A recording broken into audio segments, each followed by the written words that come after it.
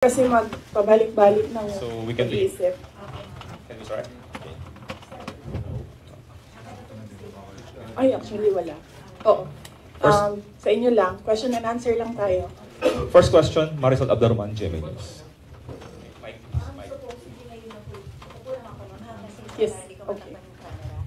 Ngayon po yung last year deliberations sa budget, although they're still hoping na magpapakita po kayo, if first come to worst na talagang mapako na po sa 733 million lang po ang ma-approve, what can the OVP do with that budget? We will see. Sinabi ko naman na noon, no, yung rason kung bakit hindi na kami mag-participate sa budget deliberations ng Office of the Vice President dyan sa House of Representatives.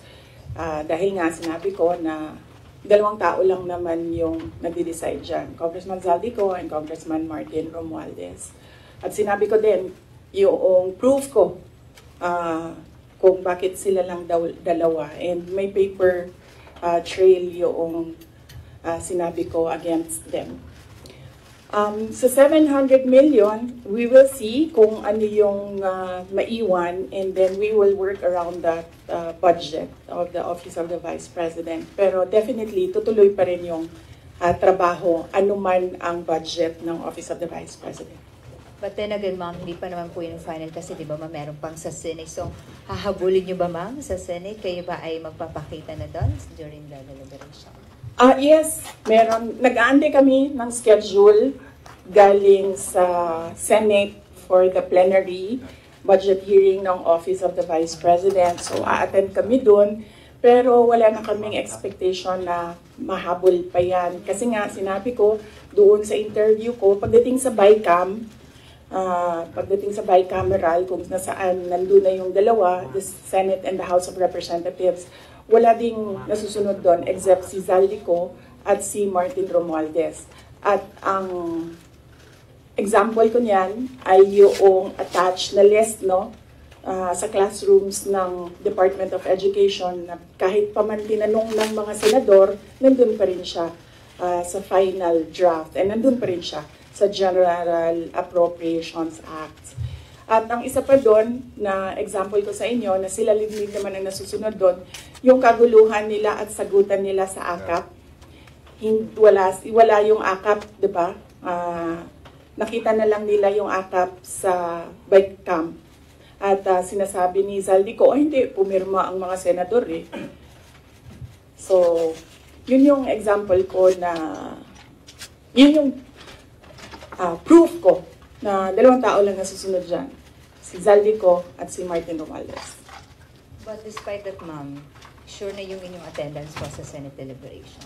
Yes. Kahit alam mong if first come to worst, talagang yun ang makukuha ang budget ng OVP. Opo, oo. Sigurado yung attendance namin. In fact, kahapon, na-discuss namin dyan sa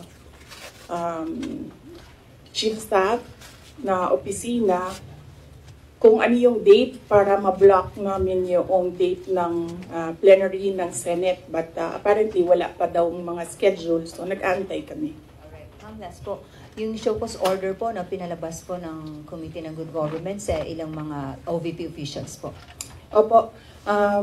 Nabanggit kanina noong nagmo-monitor ng hearing na meron ng show cause order yung ibang mga personnel ng Office of the Vice President. Sabit lang namin sa aming legal dito sa OVP, meron naman kaming legal division, and then we will ask our lead lawyer to come up with a legal opinion. Next, there's a follow-up question from Bea regarding the OVP budget. Hi ma'am, good afternoon po. Bea Peniza from Bomba Radio po. May I ask po ma'am, given the budget nga po na 700 million, napatak po tayo sa mga ganong digits, sa paglilibot nyo din po kasi sa mga lalawigan, ano po yung mga urgent matters or urgent concerns na napapansin nyo na kailangan talaga ng mga sambayan ng Pilipino, and paano nyo po ito mafu-fulfill given that budget po? Ang Office of the Vice President naman kasi, it's complementary yung mga projects namin sa iba't ibang departments ng gobyerno. Meron kaming tally dito sa Office of the Vice President kung gaano kadami yung mga nag-a-access ng projects at ano yung mga projects na ina-access nila. Ang number one talaga dyan is medical and burial. Makikita niyo yan sa lahat ng mga bill sa hospital, laging kulang yung pambayad ng mga relatives ng pasyente. Yan ang number one.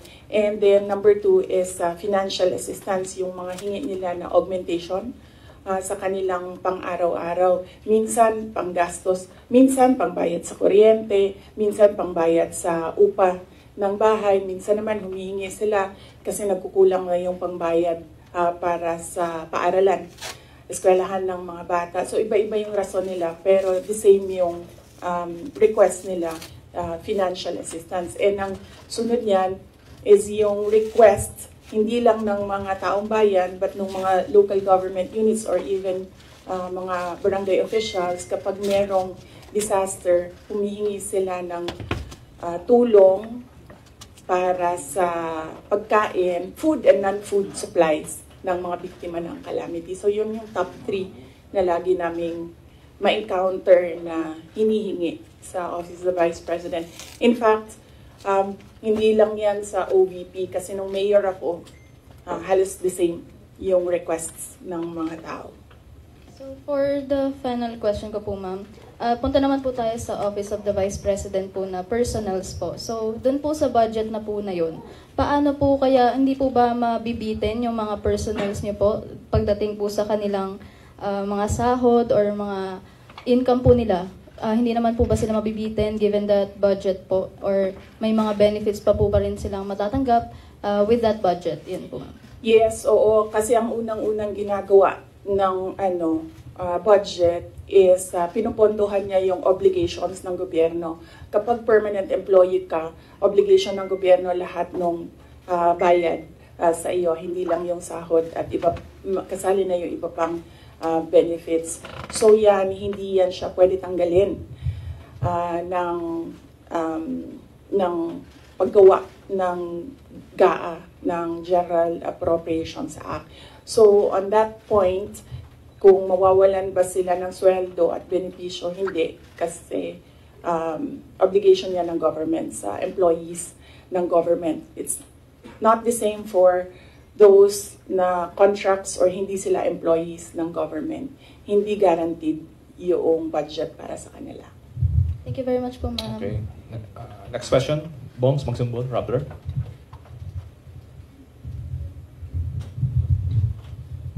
Good afternoon, VP. Yes. VP, as we're speaking right now po, merong ongoing House probe. Actually, minutes ago, former Undersecretary Gloria Mercado says you gave her envelopes containing 50,000 each from February to September 2023 when she was with HOPE, or the Health Orchestrate Positive Learning, a DepEd project. She believes it could be to influence her decision as HOPE. Your response po? Dapat siguro kung mag-akusa siya ng ganyan, dapat may papel siya. Tulad ng ako, pag inaakusahan ako, pag sumasagot ako, binibigay ko yung papel. Gloria Mercado is a disgruntled former employee of the Department of Education. She was let go because of loss of trust and confidence sa Office of the Secretary. Una niyang ginawa, well, hindi ko alam kung anong nauna, pero naka-strike 2 siya sa akin. Ang una niyang ginawa, nag-solicit siya ng 16 million pesos sa isang kumpanya on paper using my name without any authorization from the Department of Education. Bibigay ni JC sa inyo mamaya yung papel. Kalagay doon. Pangalawa, noong nag-school visit ako sa Cebu, merong lumapit sa akin na teacher. Sabi niya sa akin, Inday Sara, masakit sa loob namin na mga teachers kami na nasa field.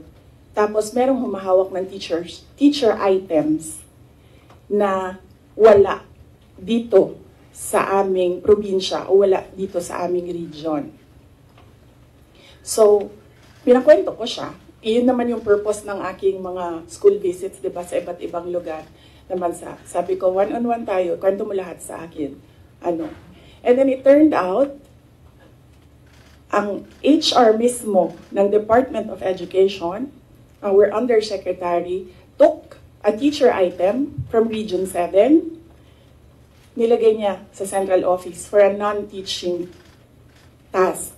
Ginawa niyang executive assistant niya. Ang apelido nun, Villar. Meron niyang paper trail. So, nung bumalik ako sa central office, tinanong ko, totoo ba na meron tayong teacher item galing sa Region 7 na nandito sa atin? Totoo daw, nasa HR. HR pa mismo ang gumawa ng parang injustice sa teachers namin sa field. So on that second point, hindi ko na pinalampas. Sinabihan na siya na there is loss of trust and confidence. And you should go. And then she said na, pwede bang mag-retirement na lang ako instead na paalisin ninyo ako. Kasi ang tagal ko na, matanda na ako. And then sinabihan siya, okay, sige. You go. So she's a disgruntled former DepEd employee. At yan yung dalawa na rason kung bakit siya pinaalis. May papel yung 16 million na solicitation niya. May papel yung teaching position sa Region 7 na kinuha niya. And my experience sa kanya, ayoko, factual lang ako ayaw ko atakihin yung pagkatao niya. Pero when she was HR of the Department of Education, meron kasi akong time dyan for our USEX and ASEX na hindi execom. So, pinapapunta ko yan sila kung sino man yung merong concern, sino yung may problema, pumunta kayo sa akin, mag one-on-one tayo. So, one of those times na one-on-one kami, siniraan niya yung isang USEC, isang ASEC ng Department of Education. And bago pa lang kami nun. In fact, pag alis ko, 2 years lang kami, very, very new. Na nagulat ako, kasi HR ka eh. Pag HR ka, hindi dapat ikaw yung mag-cause ng away-away sa loob ng institusyon. Dapat ikaw yung maging peacemaker.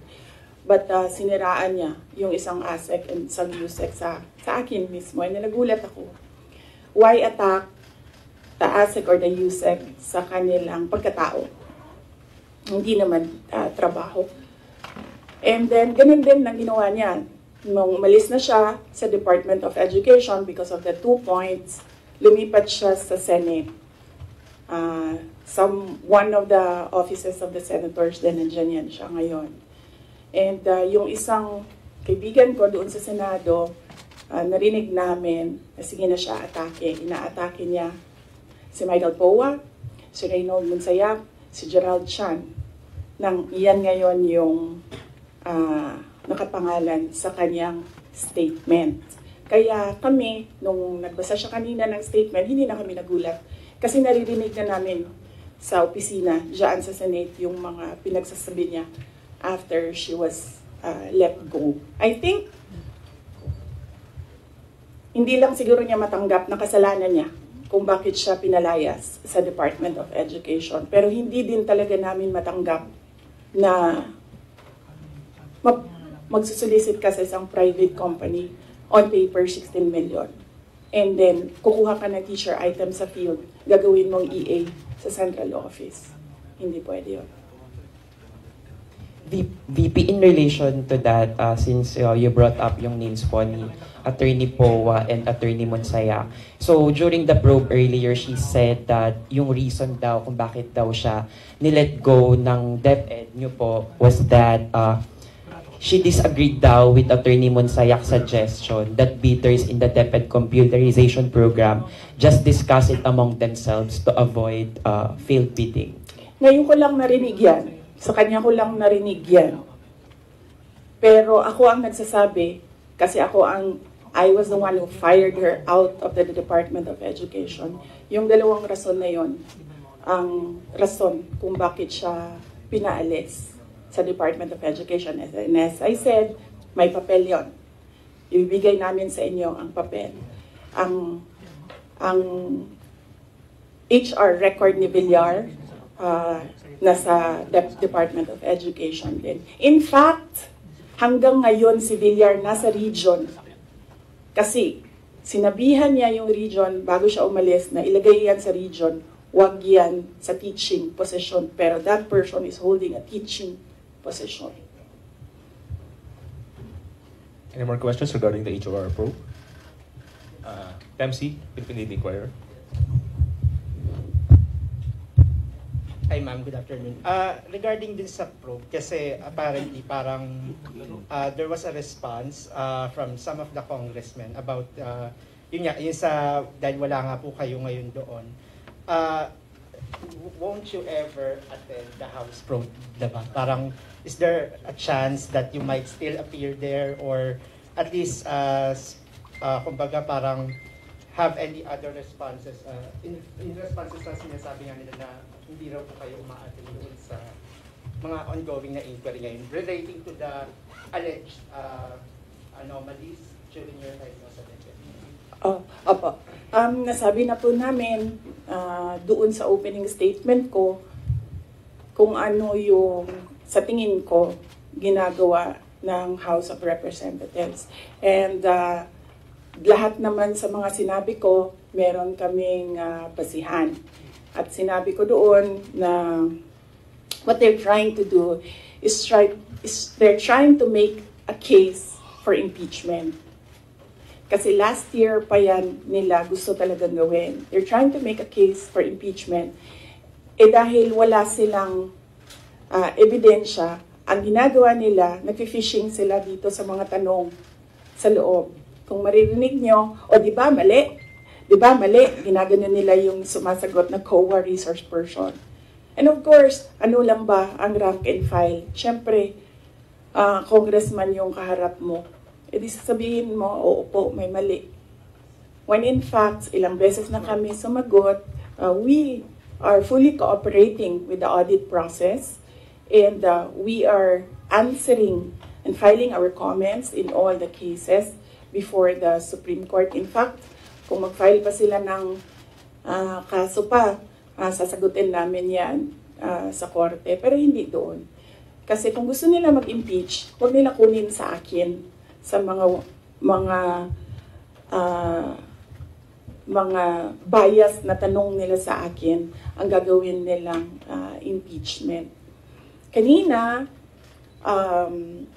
sa tanong mo kung a-attend pa ba ako, we take it one hearing at a time.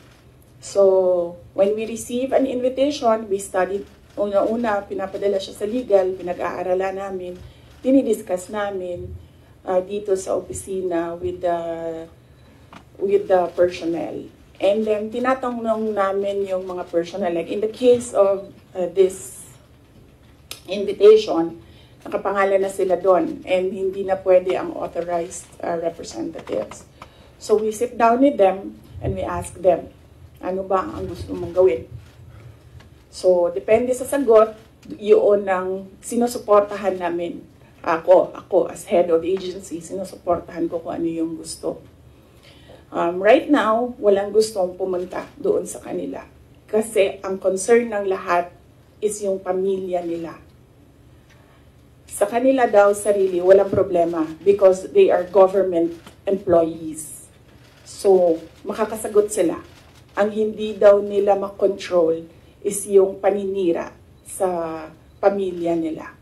At yun ang concern ng lahat ng employees ng dito ng Office of the Vice President.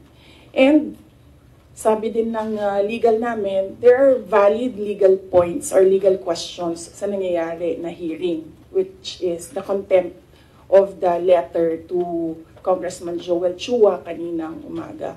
Unang-una doon, yung privileged speech mismo ni Congressman Valeriano nagsabi ng unverified claims. So paano ka maggagawa ng hearing based on unverified claims? Hanapin mo muna yung mali. Tapos ka mag-hearing. Hindi yung doon mo hanapin yung mali sa hearing.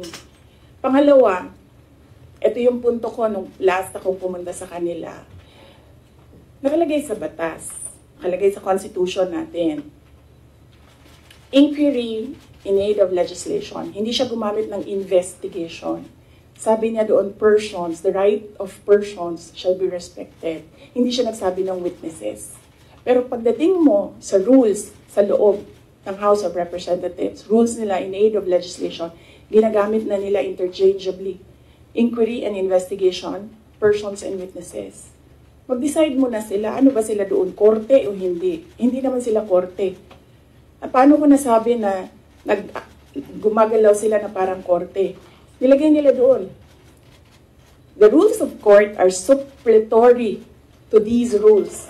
So, ibig sabihin, gumagamit na sila ng rules of court. Ang ginagawa nila doon na is an investigation that is akin to the judicial process na ginagawa ng NBI, na ginagawa ng DOJ, na ginagawa ng mga piskal. At ang isa pang punto namin doon sa sulat ay, ano yung pangatlo? Kalimutan ko na. Pahingi tubig, sir.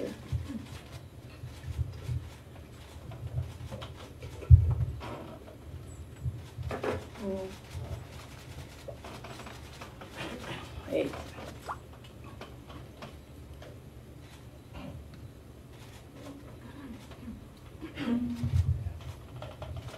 Napagod ako sa kakasulat nito kagabi. Anong oras ito? Pinadala ko. 12:35 a.m. Ito na. Thank you.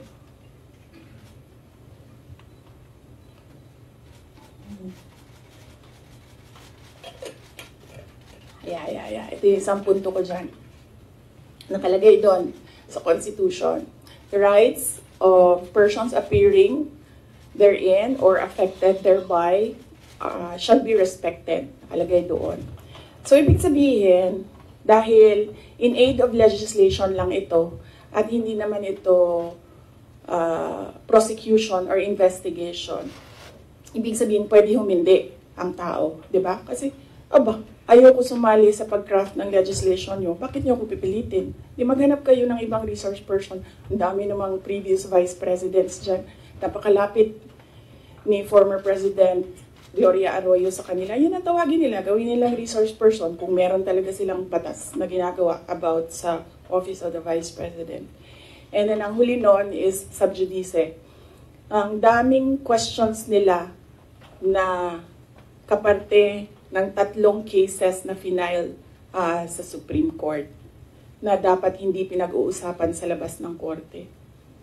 At yung huli, sinabi namin paulit-ulit, nandun kami sa loob ng Commission on Audit. Nag-participate kami sa audit process. Kahit na yung audit na yan, dumating lang yan pagkatapos nila na mag-usap ng Makabayan Block at ni Speaker Romualdez na atakihin ang confidential funds. So masagot pa rin kami kahit alam namin kung ano ang motibo sa audit. So, yes. Anong tanong mo, sir? Kalimutan ko. Yun lang po. Next. Out of security concern na lang ng ibang OVP officials and employees kung bakit na rin hindi you prefer not to go to the inquiry sa house? Security, physical security nila, personal wala naman kaming problema sa security. Wala akong narinig na gano'n, na comment galing sa kanila. Lahat nagko-comment na maawa sila sa mga anak nila. Okay, so out of family. Next question, Red Mendoza, Manila Times. Good afternoon po, Ma'am. Red Mendoza po from the Manila Times. Ma'am, si Congressman Jill Bongalon of the Ako Bicol Party List said na kung hindi naman daw po kayo interested sa trabahong ito, mag-resign na lang daw po kayo. Sabi din po ni Kong David Suarez, Deputy Speaker David Suarez, na most of the congressmen felt na the Vice President, kayo daw po, with all due respect, ma'am, sabi po, mag-resign na lang daw po kayo kasi parang hindi kayo interested sa trabaho, ma'am. Ano po ang inyong masasabi dito sa sinabi ng quote-unquote young guns of the Congress? Oo. Actually, kung mapapansin nyo, hindi ako nakikipag-usap sa kanila. Nakikipag-usap lang ako kay Zaldico at kay Martin Romualdez. Pero pagbibigyan kita, Red? Yes po. Yes, pagbibigyan kita. Gusto nila mag-impeachment, diba? So apparently, pakiramdam ko at sa tingin ko sa mga nangyayari, wala silang kaso for impeachment. Kaya sila nandyan. Kaya sila sige hanap ng kung anong gagamitin nila. Ngayon, ang track ni Franz Castro, ni Trillanes, is impeachment. Gumawa sila ng isa pang track na resignation. Parang papalabas nila, impeach ka namin for wrongdoing, whatever. And then, itong isang grupo na ito, umalis ka dyan. Kasi kapag hindi ka umalis, kapit-tuko ka. Pero, hindi naman kasi ako sasagot sa young guns. Dahil, kailangan ko sumagot sa 32 million na bumoto sa akin. Hindi sa isa or dalawa na tao. Kaya, hindi ako aalis dito. Dahil nilagay ako ng mga tao dito, believing that I will work for the country. And that is what we did. We worked. Follow-up lang po, ma'am. Kasi pakiramdam daw po nila, ma'am, meron daw po mga section ng 32 million ang nawalan na po ng tiwala sa inyo. And specifically po, from the Marcos loyalists who voted you po with the tandem of your ex-friend, President Bongbong Marcos. Ano pong inyong pakiramdam po, ma'am, na parang yung iba po sinasabi ay quote-unquote nabudol dahil sa inyong tandem, ma'am? Hindi ko nasasagutin yan. That needs a sit down. Next. Next question. Ms. Giselle. Online. GMA News Online. Good afternoon, ma'am. Regarding your Calaguas trip po, ma'am, can you give any clarification regarding this? Kasi may mga nagsasabi daw po na during or before no House plenary deliberations, nag-beach trip daw po kayo. Doon ako sa Calaguas. Isasagot ko nga sana yun doon sa isang question, no? I visited island barangays, and kung tatanungin niyo ako, ano yung problema? Unang-una, ganun pa rin, access to medical care. Dahil island barangays sila, usually pag nagkakasakit daw yung mga tao doon, hindi na nagpapagamot. Doon na lang din sila namamatay. Then pangalawa, internet access. Kuryente, wala silang kuryente doon, generator ang gamit nila. Pag walang capacity para gumasto sa gasolina, wala talagang kuryente doon sa gabi. At pangatlo, yung malinis na potable water. Kasi kumukuha lang sila doon sa tiningnan namin. Kumukuha lang sila doon sa parang tubod gani. Spring. Spring. So, yes. I think, nabasa ko naman yung report ng Philippine National Police. Accurate naman, tama yun lahat. Ang report nila. 6:32, was it, na umalis ako doon sa Calaguas. Nung Monday po, ma'am. Ng Monday, yes. 6:32 ng Monday, umalis ako doon. Ang budget hearing started 10 a.m. So, tama din ako. Walang budget hearing na nangyayari at 6:32 a.m. Walang congressman magigising ng 6:32 a.m. para magtrabaho. Ang gumagawa lang ng ganyan ang mga executives na hindi natutulog para magtrabaho. So, at by the time na nag-hearing sila sa budget, 10 a.m., nandun na kami sa Vinson's poblasyon. Umiikot na kami doon sa iba't iba nilang landmarks sa Vinson's. I'm happy na dahil sa aking pagbisita doon ay na-highlight ang Calaguas Islands. They need more visitors there kasi karamihan sa kanila they depend on tourism na nangyayari lang kapag summer. Kasi medyo malayo yung boat ride tsaka choppy yung balon nga. Unsay taga? Malon. Malon. Yes. Next question, Mr. Jason Rubigo, SMNI. Other topic? Any other follow-up questions? Sa Bicol, tapusin muna natin yung Bicol. Can you tell us more about your meeting with former Vice President Lenny po? I did not have permission from Vice President Lenny to talk about what we talked about. Pero ito lang yung gusto ko sabihin din sa mga tao. Hindi ba dahil kasi hindi alam ng mga tao or walang picture na lumalabas ay hindi ko ginagawa. Isa sa mga tasks na nilista para sa akin dito sa Office of the Vice President is to visit former Vice Presidents doon sa mga residences nila. Ang una kong nabisita, syempre, hindi alam ng mga tao kasi wala namang lumabas na picture, but mag-excuse lang ako sa family.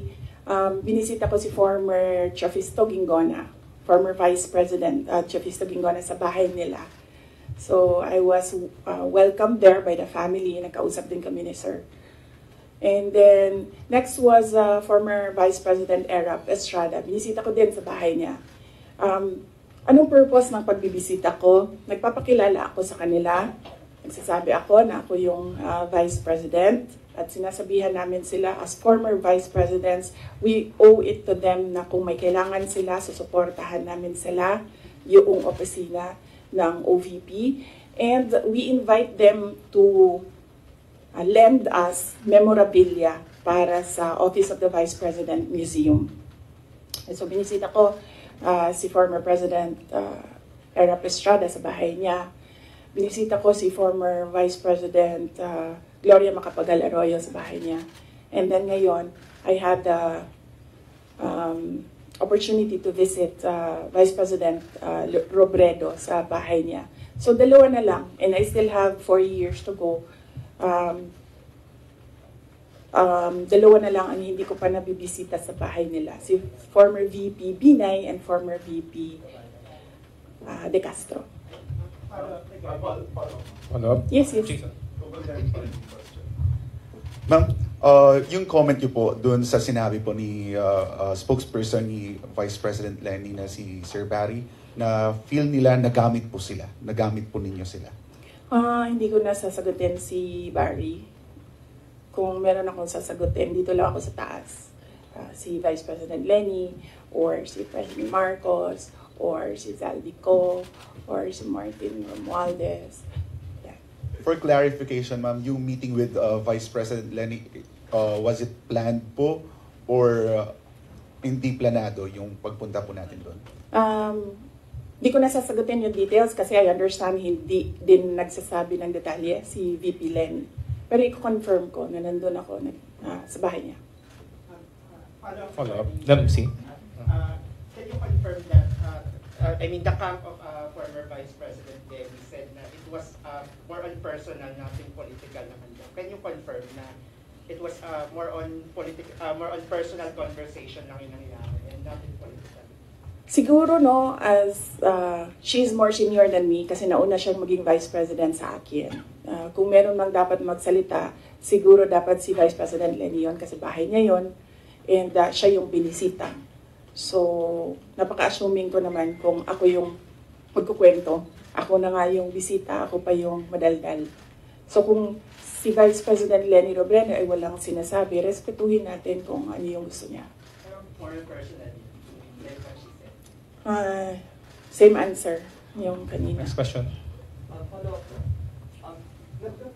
Lance? Siyempre, nagkaroon po ng ilang parang ideas na possible daw na magka-alyansa in the future because of that meeting. Pero kayo po ba, bukas po ba kayo na in the future ay makipag-alyansa sa politika with former VP Robredo? Hindi yan yung nasagot ko, no? Pero nasagot ko na yung question about political alliances noong araw na umalis ako sa Department of Education.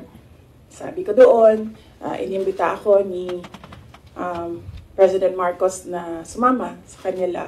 Inimbita din ako ni former President Duterte na sumama din sa kanila. And right now, hindi ako, ang sinasabi ko nga noon, I'm single and ready to mingle. But right now, hindi ako handa na sumama kahit kanino man because kailangan ko muna ayusin at ipagtanggol ang Office of the Vice President. So nandun tayo sa protect the Office of the Vice President na isa sa mga, of course, duties ng Vice President. Next question, Kat Domingo, ABS-CBN. Ma'am, still on this topic, mayroon pong ibang mga political analysts who are saying that you are who are accusing you of using your visit to Naga as a diversionary tactic, allegedly, doon sa mga intrigue sa inyo sa House of Representatives, particularly the budget hearing. Your defense to this, ma'am? Unang-una, ang diversionary tactic, wag the dog nga sinabi ko noon na ginagawa is yung pag-atake sa akin. Nakita nyo, wala na tayong pinag-uusapan patungkol sa bansa, kundi si Sara Duterte. At hindi na natin napapag-usapan ang kahirapan, ang kagutuman, ang kawalan ng internet, walang internet connectivity sa iba't ibang lugar, kuryente na mahal, kuryente na hindi reliable ang supply.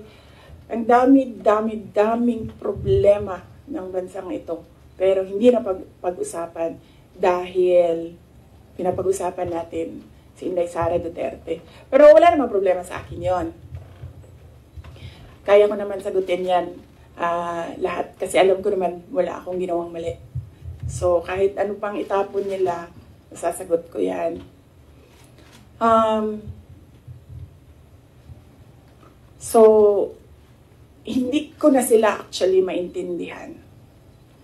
Pumupunta ako doon sa kanila, nagagalit sila.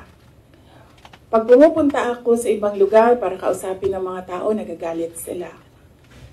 Yan yung sinabi ko kagabi doon sa bahay namin. Hindi ko na maintindihan. Galit sila sa lahat ng ginagawa ko. Kausapin ko yung multisectoral groups, nagagalit sila, diversionary tactic. Hindi ko naman inimbento yung fiesta ng Peña Francia doon. Talaga namang totoong merong centennial coronation mass ng Our Lady of Peña Francia. At inimbita ako doon.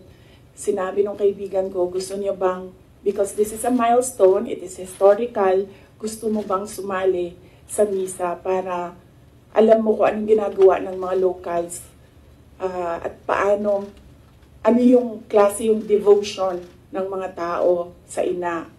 So sabi ko, oo. And then, syempre, may kaibigan naman ako sa Naga. May mga kaibigan ako sa Naga. So binisita ko sila. Kasama nung aking pagpunta doon. And syempre, nandoon na kami.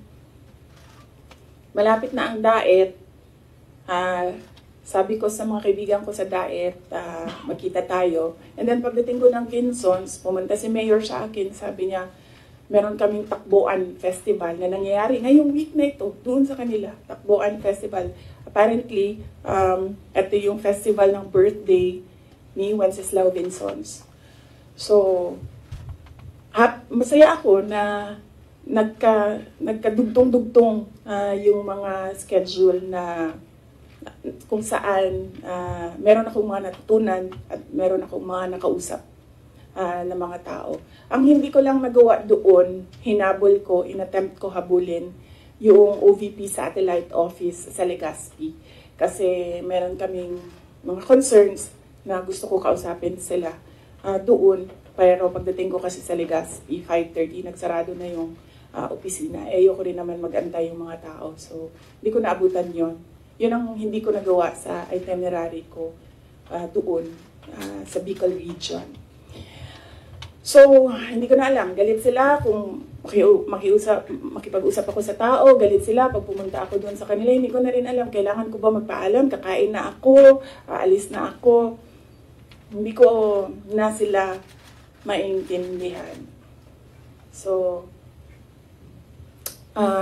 kailangan ko rin siguro magpaalam sa kanila kasi pupunta akong Cordillera sa susunod na mga araw para lang malaman na nila. Pupunta po ako sa Cordillera kasi merong isang senior citizen na babae doon na naghahanap sa akin. Gusto daw niya ako kausapin. So, magpapaalam po sa inyong lahat. Follow other topic? Follow ko because right. Confirm lang po, ma'am, kasi may isang online news website, Politico. Paki-confirm lang po to if it's true or not. Si Rex Anthony Villegas daw po, yung sinasabi po ba ninyong kaibigan?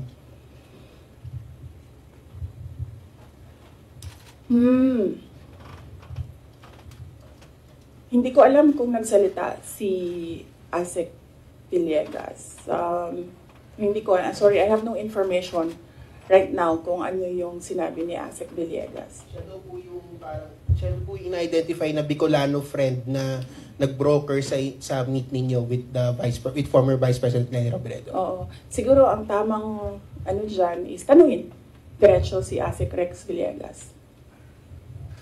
Other matters? From our friends from the Foreign Correspondent Association of the Philippines, Mr. Ken Sasaki, Japanese News Bureau. Good afternoon, ma'am. Hello. You understand Tagalog? Not so much. No? I'm so sorry. So, how did you understand my answers earlier? sorry. Just, It's Go ahead. okay. Yeah. Go ahead, Sasaki. Oh, I love Japan. Thank you. It's my favorite country in the world. Yes. Next to the Philippines, because the Philippines is given already because I live here and this is where I'll die. But countries to visit, number 1, Japan. I also love your country. Thank you. You should visit Calaguas. Yes, I Beautiful. did. I did. I love it. Oh, you did? You've been there? Yes. Oh, so beautiful. Yes. I've never seen any beach as beautiful as Calaguas. Go ahead, Sasaki-san. Yes, sorry. Recently, your father publicly said that from one family, one president is enough. Do you agree with this? One family, one president. Well, if there is a law, then we should follow the law I think this is in relation to family dynasties of people running for offices in government. If there is a law, we will follow the law. I have no problem. I've always said that my dream was to become a pediatrician, a doctor. My dream was not to become a mayor, a vice president, or a president. So I don't have problems with not becoming president of the Philippines. I talked to my friend in Cambodia, and I learned that they have a 16 million population. I said, I'll run for president in Cambodia. It's easier. It's just 16 million. And hopefully additional. So how do you think about the current president, who is the second from one family? Well, there is no law prohibiting family members of former presidents running for president. So when he ran, he was well within his right to run for president. Thank you. Next question. Sola. Sorry, we know we have asked this to you a lot of times and we'll be asking you this again. Kasi kagabi lang may sinabi si former Senator Trillanes ng articles of impeachment. Sino ba sa tingin mo ang talagang nasa likod nitong ugong-ugong? Kasi kami, we always ask the Congress. Ang lagi nilang sinasabi kung meron mang impeachment, naririnig nila, sa'yo daw po. So sorry, we have to ask you again, ma'am.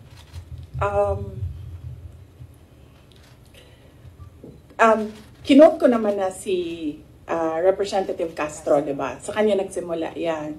I-quote ko ulit para meron akong mga notes ng quotes dito.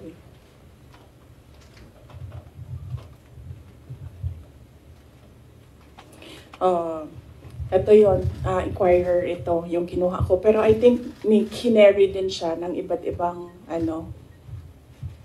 media outlets.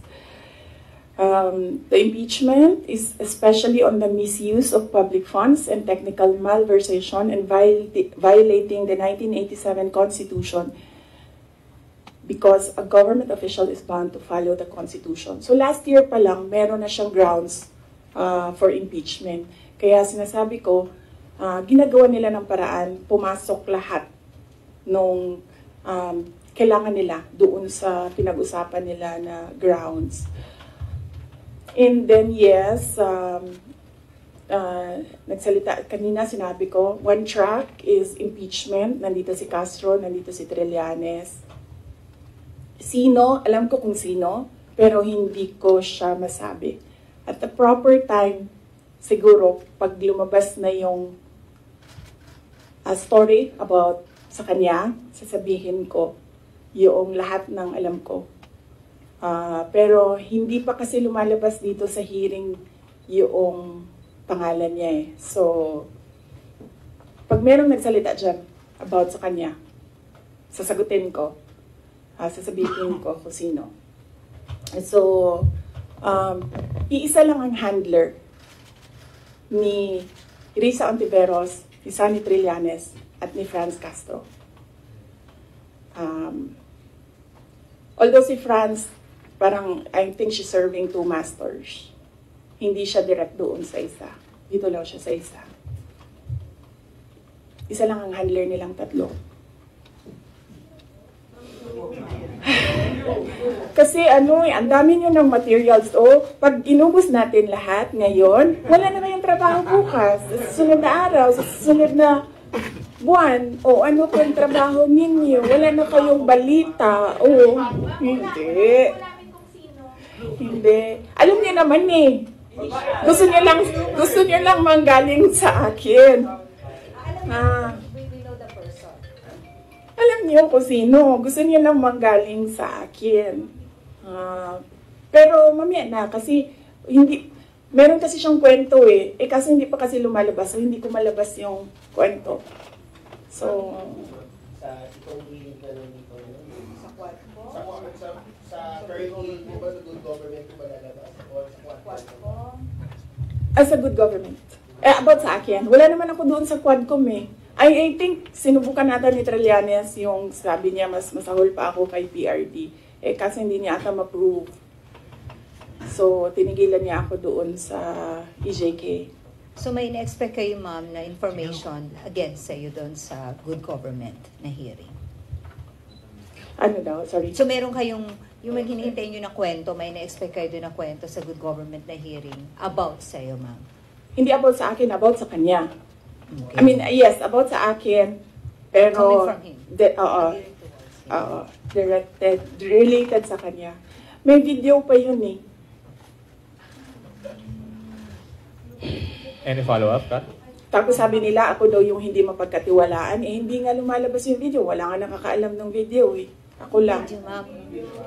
Ma'am, anong video, ma'am? Basta. Ma'am, anong video po yun, ma'am? Ay, pag sinabi ko yung gender, alam niyo na kagad kung sino eh. Anong video? Alam niyo naman, di ba? Gusto niyo lang talaga manggaling sa akin. Ma'am, hindi po. JC, alam mo.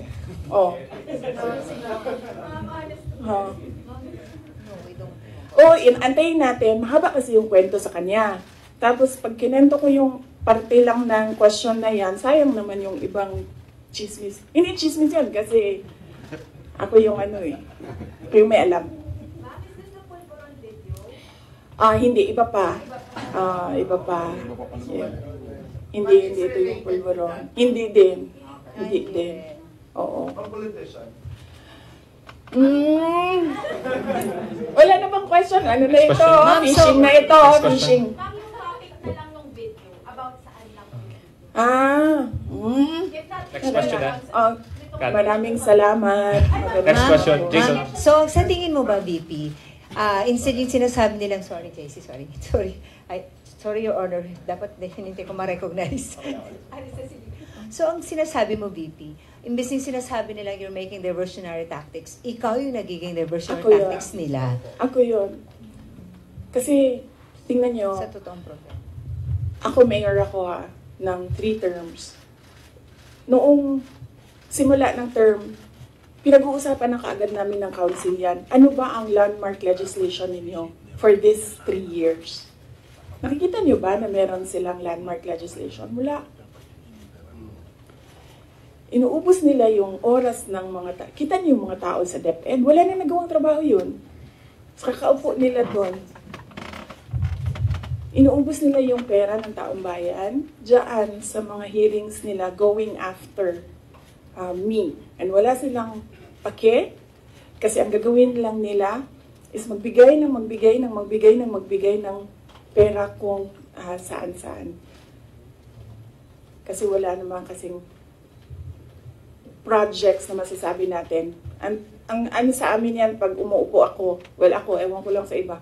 Ako, nung mayor ako, pinag-uusapan kaagad, ano ang big ticket project ng 3 taon na ito? Ano ang landmark legislation ng taong ito? Kasi yan yung gagamitin namin para ma-re-elect kami.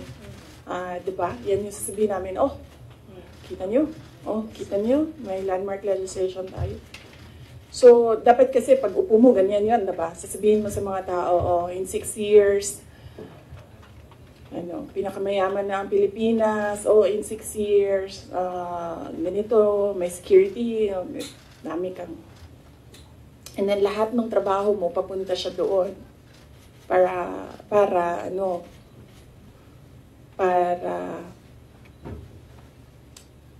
pag-alis mo, nakikita ng mga tao yung trabaho for the past 6 years. So, Follow up. Other matters. oo, okay lang kasi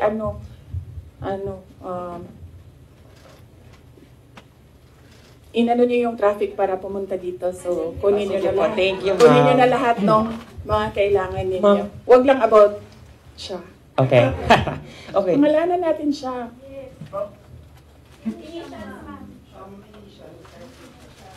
Ano bang?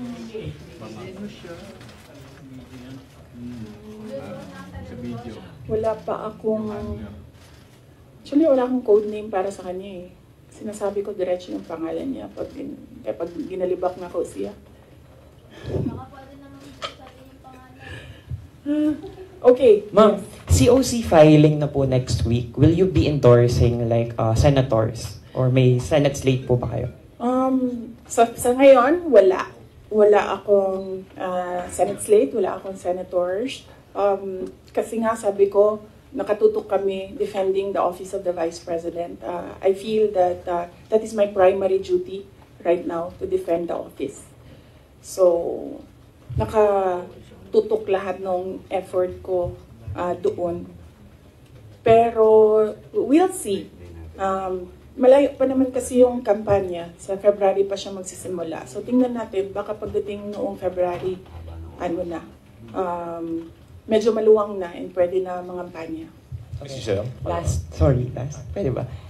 Sorry, when you agreed to run with President Marcos in 2022, did you ever imagine yourself being at the center of controversies and even impeachment rumors less than halfway into your term? Kasali yan sa sit down. Next na yan. Yes, ma'am. Mrs. Cheryl, follow up. Sorry. Last time. Ma'am, you previously said po na 3 Dutertes will be running for the Senate.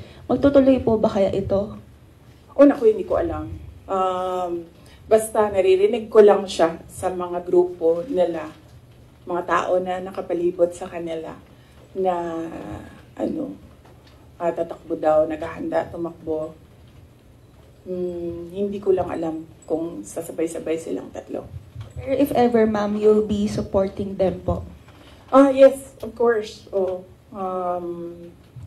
Nandito ako para sa kanila. In fact, nagtanong na ako sa kapatid ko sa slate doon sa Davao City, pati yung mga konsehal, tinanong ko sila. Sabi ko, meron ba akong matutulong sa inyo? And then they all said na, wag ka nang tumulong dito, kami nang bahala.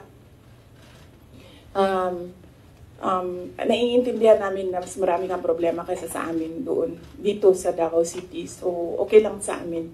Okay lang kami. Yan yung sagot nila doon. Sorry, ma'am. PDP has allied with 3 parties. Ang HNP po ba ready to ally with the PDP?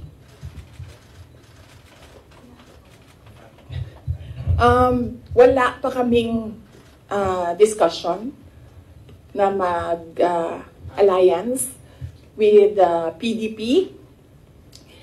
But hindi ko alam kung bakit gusto pa nilang makipag-alyansa sa amin. Dalawa lang kami doon na sa partido. Ako tsaka si Mayor Aldavid Uy ng Samal. Kami na lang dalawa na nandoon sa partido. Sa HNP, yes. Last question, Kat Domingo. Ma'am, you had a family dinner, I think, or lunch. Complete family. May photo po. PRRD, your mom, Mayor Baste, Congressman Pulong, and you, I think, in Davao City. What was discussed there politically? Ano rin po yung advice sa inyo ni PRRD when it comes to defending the office of the Vice President right now? And thirdly, meron po bang mga humihingi ng endorsement nyo for the 2025 midterm elections? Okay. Meron bang humingi ng endorsement? Wala naman for the 2025 midterm elections. Ano ang advice ni PRD in defending? PRD, talaga, iniisip nyo, magbibigay ng advice yun. Yan, sasabihin lang nun, sapakin mo na yan, sabukin mo na yan, sunugin mo na yan. Ganun. PRD is a jarhead, no? Alam naman natin lahat yan. So, kung pupunta kay PRD, ang ma-expect mo doon ay galit, sigaw, at volcano eruption, ganyan. Ganyan. So wala siyang advice defending the office of the Vice President. Ano pa ba yun? Nag-discuss ba kami ng political? Wala kasi matagal yung discussion about family. Nag-rundown kasi sila isa-isa sa apo, yung mag-asawa or mag-ex. Sorry sa mga girlfriends. Nag-rundown sila sa mga apo. So, inisa-isa nila from the eldest apo, anong nangyayari, anong ginagawa, and then sunod na apo. So, lahat ng parent sumasagot. Like, PZD answered para sa mga anak niya, and then Baste answered para sa mga anak niya, and then ako ay answered para sa mga anak ko. So, yun yung nangyari. So, medyo mahaba yung discussion kasi marami silang tanong regarding sa mga apo nila.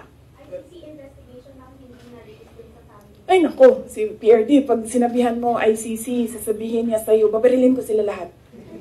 So yeah, no, wala. There's no talking to PRD. Pero si PRD mo, parang nagsasabi mo, nangisa mo yung mga apo. Kasi mo siya is tapos.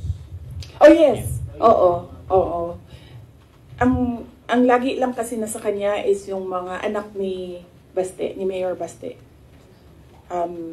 Yung mga anak namin ni PZD, wala kasi sa Davao, so hindi nakikita. Nakikita lang niya pag break, at saka yung mga ganyan, pag merong occasions like Christmas, birthdays. So he's still parang nasa puso pa niya?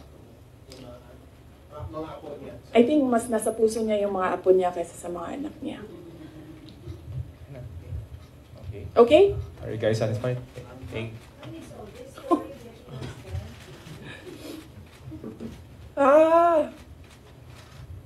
Wala naman kasi talaga akong ginawang mali. Pero kung sa tingin nila meron man, dalhin nila kung saan, dalhin nila sa impeachment, dalhin nila sa korte, sasagutin namin.